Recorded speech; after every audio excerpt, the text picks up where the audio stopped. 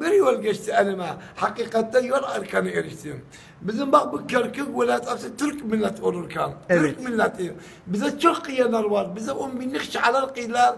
İnsanları buraya geldiler şiaların damında dururlar. Arapsında bize hakkıymış. Barzani Kürtler bize hakkıymışlar. Bizim vilayetlerimize hepsi göz koyuyorlar. Kerkük özü vilayet Türk vilayetidir.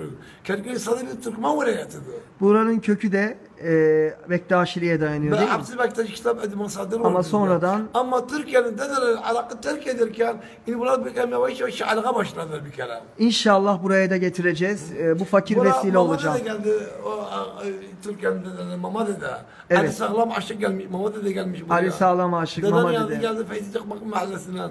Eyvallah. İstanbul Tatlısı bize dediler. O İran halinde gelmiş buraya. İnşallah geleceğiz. Daha geleceğiz. İnşallah buraya katkılar da sağlanır. Canlarımız duyarlı olur ve burası bir Bektaşi dergahı. 300-400 senedir yani 4 asırdır kalan bir dergahtır. İnşallah biz burayı sahipleneceğiz. Sahipleneceğiz Allah'ın Bak izniyle. buranın koca dergahın adamın bak bir kelime o tefsir verebilir mi şimdi bize daha yani?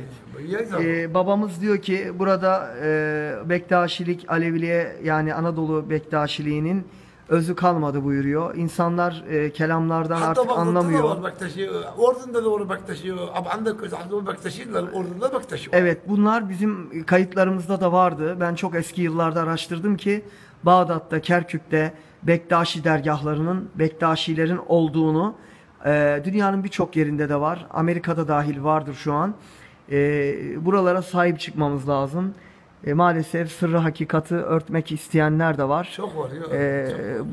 Bu mektep sırrı hakikat mektebidir. Bu mektep insani kamillik mektebidir. Ariflik mektebidir. Aşıklık ve sadıklık mektebidir. Baba erenlerin babası ve dedesi buraya hizmet etmiş. Bu dergahı ayakta tutmak için ey güzel Alevi canlarım, Bektaşi canlarım ayakta tutmak için doğru hizmetle buraya gelip buralara hizmet getirmek lazım diye düşünüyorum. Burası da bizim İmam Ali'ye açılan, o yola açılan bir kapımız. Necef şehrine açılan bir kapımız. İnşallah bu eşiği niyaz edip İmam Hüseyin'e gitmek, İmam Ali'ye gitmek, Mısay-ı Kazım'a gitmek nasip olur. Evet babam, siz Alevilere, Türkiye'deki ve dünyadaki bütün Alevi canlara ne söylemek istersiniz? Onlara Allah elbet saklasın, bekçi olsun. 12 imam yardımcımız, göçümüz, bekçimiz, zımbız olmalı. Sevgilerin muhabbeden kuatlantısılar, cem evlentiler keylemesinler. Allah Allah. Kalpleri saplasınlar, bu duamız biz inşallah. Kerkük'te Türk vilayetidir, buna sahip çıkmak, Türk milletine haftayı bildireceğim, onları susturmasınlar. Ben milletimi söylemeyeceğim, tamam Bektaşiyim, 12 imamıyım ama ben milletimi severim. İftiharım öz milletimle diyor. Eyvallah, eyvallah erenler.